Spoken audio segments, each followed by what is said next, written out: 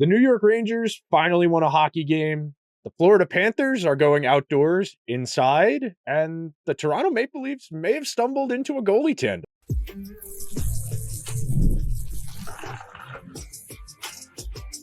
You're Locked On NHL, your daily podcast on the National Hockey League. Part of the Locked On Podcast Network, your team every day.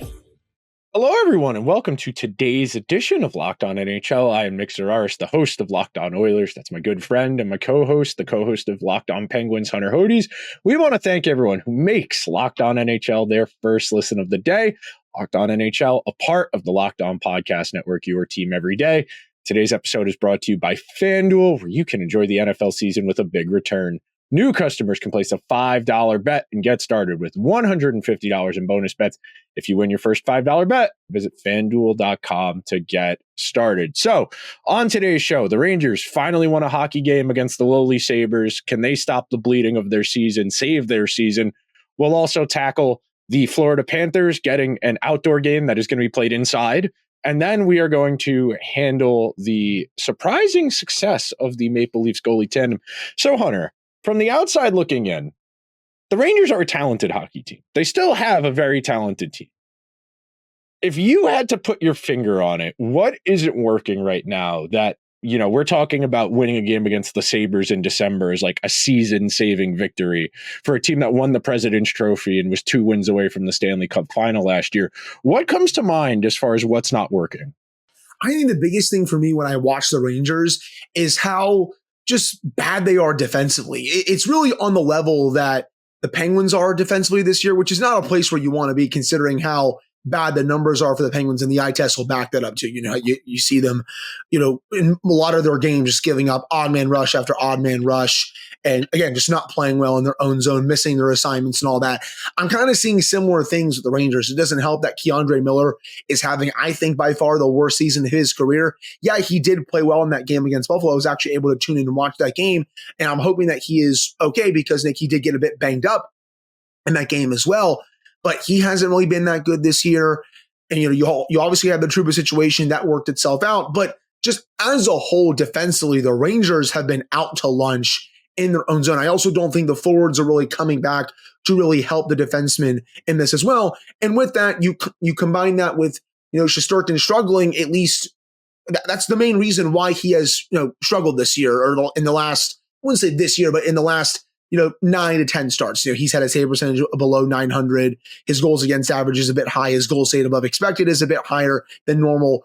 That's been the reason why his numbers are where they've been over the last 3 to 4 weeks, is because they're not playing well defensively. He's doing everything he can to try and bail his team out, but he can't do everything back there. So I think that's been my biggest takeaway for the Rangers this year. I also think some of their top players, namely Mika Zibanejad, have not been playing as well this year compared to last year. I do think when it's all said and done, this is going to be a playoff team, but I don't think they're a cup contender as we stand right now. And here is John, the host of Locked On Rangers, with last night's breakdown. Hey, what is going on, Ranger fans? John Chick with Locked On New York Rangers. The Rangers just posting a 3-2 win in Buffalo against the Sabres. It's the kind of a win that I don't think it cures everything that's wrong with this Ranger team right now. In a way, they kind of just eked by, but you know what? Any port in a storm. Things have been so bad lately, and so many players have been struggling immensely that I think you'll take a win just about any way you can get it. They found a way to get the job done here. I thought that this was one of Mika Zibanejad's best games in quite some time. Igor was Igor, and he's going to have to be to lead the Rangers out of this funk that they're in right now, because I don't think they're quite out of it yet. So you're going to need elite goaltender play, and he was obviously very, very good in this game. And Keandre Miller, it's unfortunate that he had to leave this game with an injury, because I thought this was one of his better games in a while as well. Shout out to depth players. They were great in this one. We're going to be discussing all this on the next episode of Locked On New York Rangers. Do not miss it. So, Hunter, as somebody who watched the first 2.5 periods of the Ranger game and then went to the movies to see Interstellar because it was in IMAX, I felt I agree with what John said a lot, that Miller was having a really good game before he left with his injury. But to the larger point, the more important point, one game against Buffalo in December is one game. But when we're talking about the Rangers in the macro, in the big picture, as far as cup contenders, or at least, serious chance to be one of the last 8 or maybe even 4 teams standing, I think the wheels have really come off in regards to just, you're not even getting great play from Adam Fox right now. I know on a counting stats level, he's still doing reasonably okay, but he scored his first goal the entire season a few days ago rather. And this is somebody who had almost 20 goals last year. The Rangers are having real foundational issues. And I was talking about it over the weekend with one of my friends where he's a casual Ranger fan. And he goes, "What's wrong with this team?" He's like, "It's mostly the same team. It's mostly the same guys. And the counting stats are okay.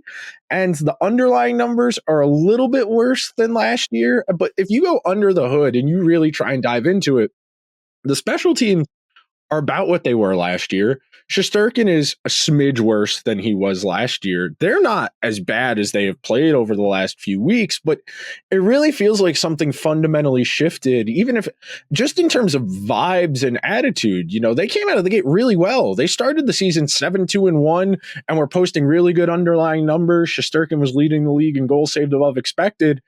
And they brought Ryan Lindgren back into the fold, and he has really regressed over the last 2 seasons. And you can make an argument he's outright tanking Adam Fox's play. And until the Rangers can get one functional defensive pair, it really feels like it's going to be impossible for them to get a handle on this, because when you have 3 defensive pairs, you're playing one about 23-ish minutes, one about 20, and then one about 16 or 17. If you're losing 40 some odd minutes a game just based on who you're sending out there, you can't live like that in today's NHL. My question is, who do you put with Fox to get him going? Miller's obviously a bit banged up right now. We'll have to see how that is, but he hasn't really been playing that well this year. You mentioned Lindgren. He's been brutal this year. And if I were the Rangers, I would not be trying to sign him to a long-term extension. I think that would be kind of foolish if they did do that. I know you put a video out this week for Liberty Blue saying they haven't learned their lessons these last several years. I feel like that one would also fall into that category as well if they decided to extend Lindgren after this season. So I really just don't know who you put him with at this point. Obviously, Trouba's gone. You're not going to do that, but who are you putting with Fox to really jumpstart him this year, get him back to the level that we saw him play at last year? Even Kreider this year hasn't been as good as he was last year.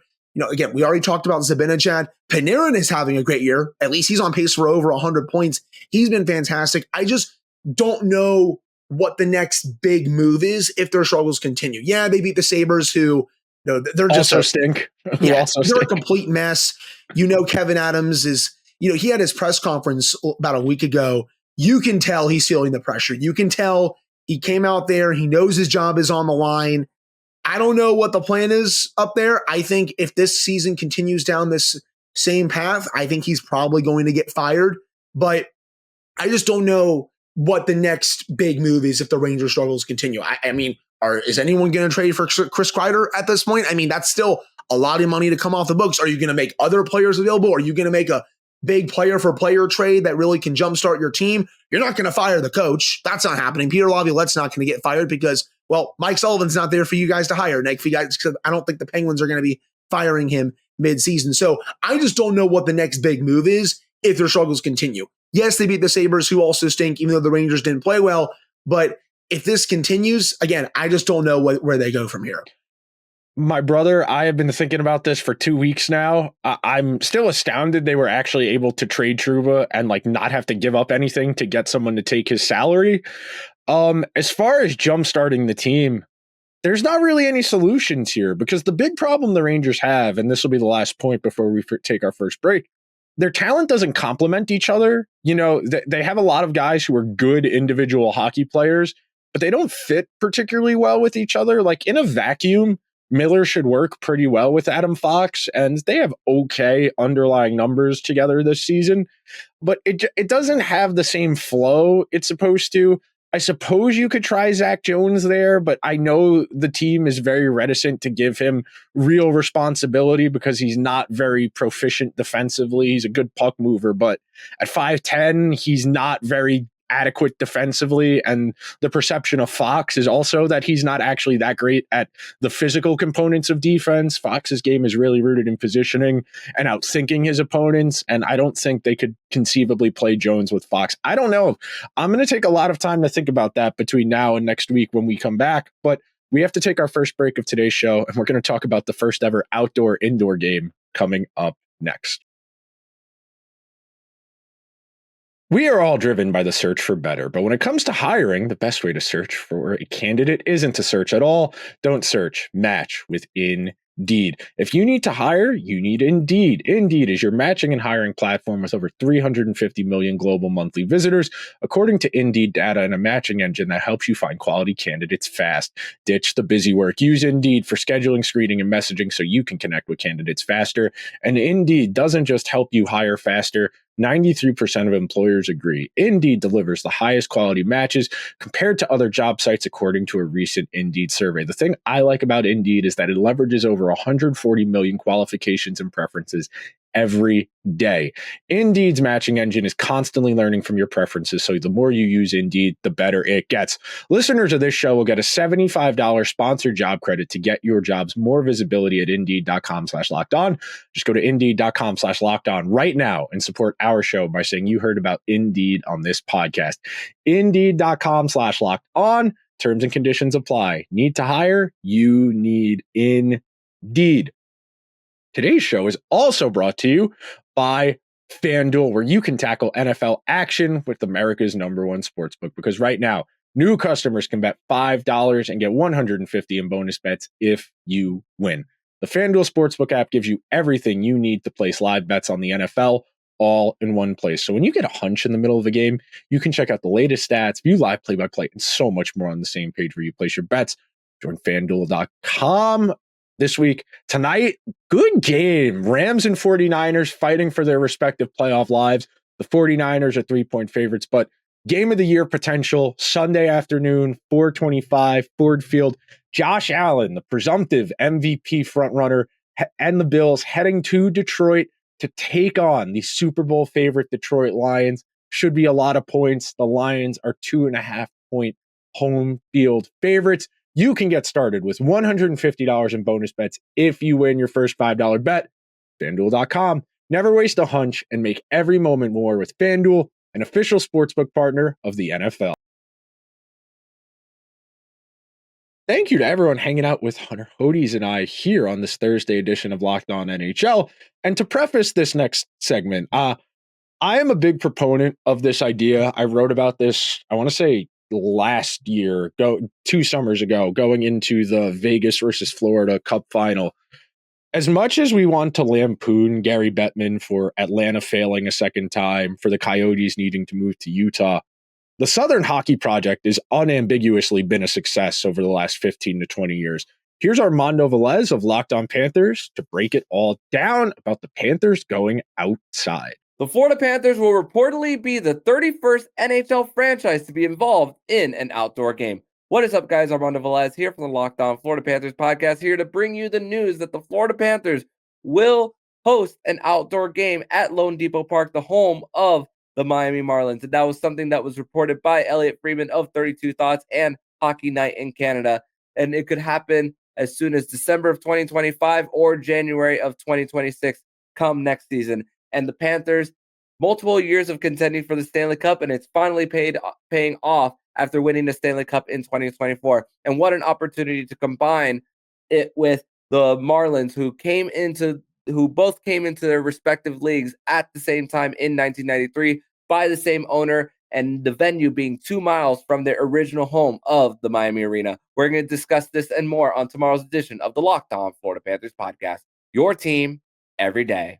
So, Hunter, the NHL has typically given out these outdoor games as a reward for good markets. You know, that's why the Blackhawks have played in 9 of them, it seems like, because they won 3 Stanley Cups in 5 years.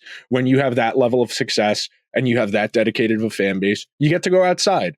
When you're the New York Rangers and you have a fan base that will show up, you get to go outside. The Penguins, the Capitals, these franchises that have consistently been successful, getting rewarded with these marquee games, standalone game window, and make a real spectacle of it. You know, it's hard not to feel like it's been an almost unequivocal success for the NHL in the markets they've ventured into. Tampa Bay's won 3 Stanley Cups in their franchise's history now. Florida won their first. Vegas has won a Stanley Cup. The Stars have won a Stanley Cup. The Blues have won a Stanley Cup. The Carolina Hurricanes have won a Stanley Cup. And these are all non-traditional hockey markets. You could throw the Kings in there from LA. I know that's more of an 80s than a more recent thing, but the Ducks have won a Stanley Cup. These more recent ventures into these non-traditional markets, it's an unequivocal success. And it's good to see the NHL rewarding more than just its original 6 franchises, because the Florida Panthers, 5-10 years ago, that franchise was in the mud, and look at where they are now. Yeah, I mean, they were really not getting, good, sorry, I'm going to redo that again. Sorry. 5, 4, 3, 2, 1. Yeah, I agree. They really weren't getting a lot of really good moves from their front offices. Bill Zito comes in and he's really able to turn that thing around pretty quickly. He's able to make a lot of really good acquisitions, a lot of good signings to bring great talent to Florida to get this team to a Stanley Cup contender. And you've seen that these last couple of years. Remember, Nick, just once upon a time, this was literally little brother in Florida to the Tampa Bay Lightning. The Lightning made them look like fools just a couple of years ago in the playoffs, saying like, oh yeah, we're still big brother. And then you fast forward a couple years later, the Panthers are like, oh yeah, no, we're the big dogs now. You guys, it's past your time. Now it's our turn for the big spotlight in Florida. And that's a testament to how good of a general manager Bill Zito is, how good of a coach Paul Maurice is. I remember a few years ago when they hired him, I can't lie, I scoffed at it. I'm like, man, you're really hiring a coach who, when you look at his overall record, hasn't been, as good. Well, I look like a complete idiot because he went on to win the Stanley Cup, and he has the Panthers still as one of the best teams in hockey. He's done a tremendous job with that team. But I like that they're getting an outdoor game, even though it's probably going to be played indoors, I guess. I'm just curious to see, Nick, who are they going to play? Probably Tampa Bay. It would make sense if it was Tampa Bay. I think the Battle of Florida for that would be a lot of fun. You'll get both fan bases in that building. I honestly do think it would probably be a 50-50 split, Tampa Bay to Miami. I mean, it's really only, a few hours for a drive. 3 hours. About 3 hours, yeah. It's not going to be that bad. You'll see a lot of Lightning fans travel for that. Obviously, a whole bunch of Panthers fans will be there. But I think it will be a great atmosphere with like a 50-50 split. I don't really know who else you would play. Maybe Carolina or something like that. I could see Carolina. But I think it's got to be Tampa Bay. I think that would make for a really cool outdoor experience. Again, we all know it's probably going to be indoors, but it's something new, which is what I've been begging the NHL to try with these outdoor games. Yeah, I know it's cool seeing Chicago get their outdoor games, but I don't think I need to see it for the 1 millionth time. I think it's definitely time to put some new teams in there, like the Panthers, put the Lightning in there too. I think that will make for a really cool outdoor game. I mean, when you want to talk about successes, and look, you and I are very critical of the commissioner of the league at large for some of their mistakes and some of the unnecessary errors they've made, but the expansion efforts in the late 90s and the early 2000s in the markets they have to not only have like on ice success in terms of winning championships, and we listed off a bunch of the teams that have won championships from the non-traditional markets over the years, you accompany that with dedicated fan bases now. And look, I know Tampa Bay gets a bit of a bad rap because every year when they make the playoffs, they publish that policy. Someone stumbles upon the policy of you can't wear the other team's jersey if you're sitting in this section, and they everyone gets all up in arms about that, whatever. Tampa Bay is a really established fan base now. You look at Florida over the last 2 years, the attendance jump they've had over the last 2 years as a serious Stanley Cup contender and winning one. And these types of moments and getting to spotlight and highlight them and try and build up these brands more. And I'll end on this note. When you have such a long history as a league, we're going on more than 100 years of NHL hockey. We're already over 100 years of NHL hockey. You need your goal, your goal as a team or a league rather is to build out your brands so that you have more than just the 6 you consistently lean on. It doesn't just have to be the Rangers and the Bruins and the Canadians. No, we can highlight the Golden Knights. We can highlight the Utah Hockey Club. And now They've won a Stanley Cup. They have maybe the most recognizable American hockey player in Matthew Tkachuk. They have one of the best players in the entire league in Sasha Barkov. They've got a bunch of people represented in the Four Nations face-off. This is how you do it the right way. And I like that the NHL is sending a message that if you want these spotlight moments, do things the right way like the Panthers did. We're going to take one more break on today's show. When we come back, we'll talk about the Leafs goaltending tandem and if they're finally out of the goaltending woods right after this. Today's show is brought to you by our friends over at Prize Picks. Prize Picks is the best place to get real money action while watching your favorite sports. You can win up to 1,000 times your money on Prize Picks. Prize Picks is the best way to get action on sports. More than 30 states, including California, Georgia, and Texas. Prize Picks now offers MasterCard for quick and easy deposits into your account this sports season. Join now because this holiday season, Prize Picks is giving away 2 free picks in December, and they're giving away $30+ million in rewards during Picksmas. For instance, if you wanted to get in on the Oilers Wild game tonight, you could do something like Connor McDavid over 1.5 points. You could do Philip Gustafsson over 23.5 saves, or you could do Evan Bouchard more than 4.5 shots on goal. So if you want to get in on the action, download the Prize Picks app today and use code LOCKEDONNHL to get $50 instantly after you play your first $5 lineup. Download the Prize Picks app or visit their website and use code LOCKEDONNHL so they know we sent you, and you'll get $50 instantly after you play your first $5 lineup. Prize Picks, run your game. Thank you to everyone who is hanging out here with Hunter Hodies and I on this Thursday edition of Locked On NHL, where we are making our way through some really interesting storylines. And apparently the Maple Leafs might have figured out their goalie situation entirely by accident. Here's Locked On Leafs. I'm going to give a few more stats just to really highlight how awesome Anthony Stolarz was in this game. The expected goals for the Devils in all situations, I'm taking like power play, shorthanded, 5-on-5, 4.53. What did the Leafs have? 1.85. That is ridiculous when you look at those numbers. It's just like, I've been very much on the Joseph Woll train ever since he's come back, ever since he's had this really good run of his. But like that Anthony Stolarz game, yeah, I think they'll still continue to do a bit of that rotation. And honestly, if I'm Anthony Stolarz, I probably want to get a little bit of a break after that game. Or he may just even want to go right back into it. Like this could be one of those performances that Craig Berube goes to Joseph Woll and be like, we got to give Anthony another start here because like just to reward him for what he did. I think my one point off of that, and like this is a good problem to have where you feel good about both your goalies. The one point I will make is that neither of these guys has ever really been a big time NHL starter. Stolar's most starts in a season is 24, and then Joseph Woll's most starts in a season is 23. So like, I don't think you want to give either of these guys the lion's share of the starts. I think in an ideal world, you want to keep the split as close to even as possible, because we've seen the Leafs do this to 2 straight goalies now, where they acquire a goalie who's been a good backup and they start him too many games and he breaks down in the second half of the season. And then by the time the playoffs come around, he's pretty mediocre or outright bad.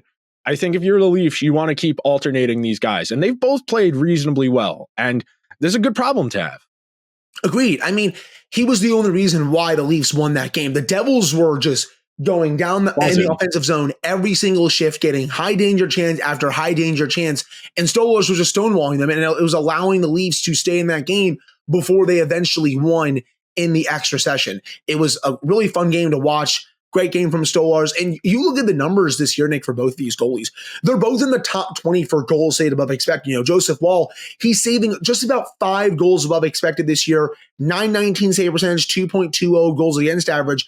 And then you go all the way up. Anthony Stolarz, number 6 in the league with 9 goals saved above expected, 9.3 to be exact. 928 save percentage, 2.13 goals against average. In terms of goals saved above expected, only Connor Hellebuyck, Lucas Dostal, Karel Vejmelka, Philip Gustafsson, and Cam Talbot. Those are the only goalies ahead of Stolar so far this season. He has been fantastic for the Leafs. I agree. I would keep doing a 1A, 1B thing like the Bruins were doing those couple of years with Swayman and Ullmark. Just alternate them. You have two good goalies. If you also maybe want to give one 2 starts and then the other one 2 stars, I think that would work as well. But as long as you're alternating them and giving each goalie their proper rest, I think this has a chance of working out, especially once the playoffs come around. The Leafs, obviously, we can do all the jokes all we want about them in the playoffs, but the way their goalies are playing right now, they will have a shot to potentially go deep this year. I can't even believe I'm saying that. I still got to see it before I fully buy into it, but they will have a shot to go deep this year if these goalies keep it up. The one question I have for you before we get out of here, this is the eternal question in football where we're trying to find the cutoff point of like who's the worst quarterback you could win the Super Bowl with. And I think we've determined it was Jared Goff on the Rams or Jimmy Garoppolo on the 49ers, where like if the team around them is absolutely perfect, they could do it. Where do you think the cutoff point is for championship caliber goaltending in today's NHL? We've seen some real bell cows, Bob last year, Vasilevsky twice. We've also seen Jordan Binnington. We've seen Darcy Kemper. We've seen Aiden Hill. What do you think is kind of the number, if you will? Are we talking like the 12th best goalie in the league? Do you think you get away with like the 18th best goalie in the league? Because going into a playoff series with a goalie tandem where neither guy has really done a whole lot in the playoffs or has a lot of experience with that, it's a little bit daunting. And I do think that you need a certain level of goaltending that you trust if you're going to go all the way. Where do you think that cutoff point is? If you have a very good team, I think all you need is truly average goaltending. That was Colorado. With Kemper, that was Colorado. Yes. I think if you have, I'm just spitballing right now, if you have a truly great team, you can, I think, get away with having, the 14th or 15th best goalie in the playoffs, as long as that goalie is average and is at least making some timely saves. You don't need that goalie to, steal a series, like Lundqvist used to do, Nick, with the Rangers, or, even just Shesterkin with the way he plays in the playoffs, or any of these other great all-time goaltenders. But if you can just get average goaltending where a goalie is there to make the regular saves, also make some timely saves to bail out the team when needed, I think you can get away with average goaltending, the 14th or 15th best goaltender. I think for other teams that maybe aren't as good defensively, you're going to need obviously better goaltending. But I think if you are one of the bigger cup contenders, I think you can get away with average goaltending, maybe around 905. That's probably the cutoff for me, though. I would agree with you because, like, you look at the state of the league right now, and like Minnesota, Gustafson's playing out of his mind. Yeah. I think that combination of their talent and that goaltending, I think that's fine. You look at Winnipeg, we saw it last year. Hellebuck was outstanding. He won the Vezina, and then they couldn't score in the playoffs. But I do think there's a certain amount of trade-off in your roster construction. And that's ultimately what this gets down to, is like, how do you want to try and win games? Do you want to spend on goaltending, on defense, or goal scoring? And we've typically seen that the teams that spend the least on goaltending have harder paths because goaltending is really volatile and you're kind of paying for cost certainty. And then real quick, we can end on this note. Because the Leafs played the Devils, I do think it's interesting. We can talk about it from the same way. If you were the Devils, would you have gone for more of a tandem deal with Jake Allen as opposed to Markstrom and trying to find maybe a little bit more of a middle ground to have more cap flexibility because Markstrom is expensive? I know Calgary's retaining salary on him, but do you think there's an argument that maybe the Devils could have gone a little bit cheaper and spent that money better somewhere else? Sure, but I also know that, Markstrom is playing pretty decent this year. 13-6-2 this year, 2.48 goals against average, .906 save percentage. Compared to how their goaltending situation has been as of late, the Devils will gladly take that. Markstrom has been, I think, as advertised to them. Even Allen this year has been fine too. 5.41, 2.74 goals against average, .904 save percentage. So they're both getting, at the very least, average to a little bit above average goaltending. Allen this year, he's 23rd in the league in goals saved above expected with 2.6, so you'll gladly take that. Markstrom a little bit below, right about 1 goal saved above expected. But again, compared to what the Devils have had in recent years, they will gladly take this goaltending. So I think there's an argument to be had for that, Nick, but I think for me, I'm fine with them because they had to do something to address that position. Real quick, I just want to read this off. The Devils started 5 different goalies last year. They started Akira Schmidt, Vanacek, Nico Dawes, Jake Allen, and Capo Kakkonen. Yes, Markstrom hasn't been incredible, but he's been better than those guys. And that might just be enough, especially in how weak the East seems this year. But that'll do it for today's edition of Locked On NHL. If you could be so kind, please subscribe to the show wherever you get your podcasts. If you're listening on Apple or Spotify, please give the show a 5-star review. If you're watching over on YouTube, hit the subscribe button, hit the alarm bell so you get a notification whenever new content goes live. Hunter and I will talk to you guys next week.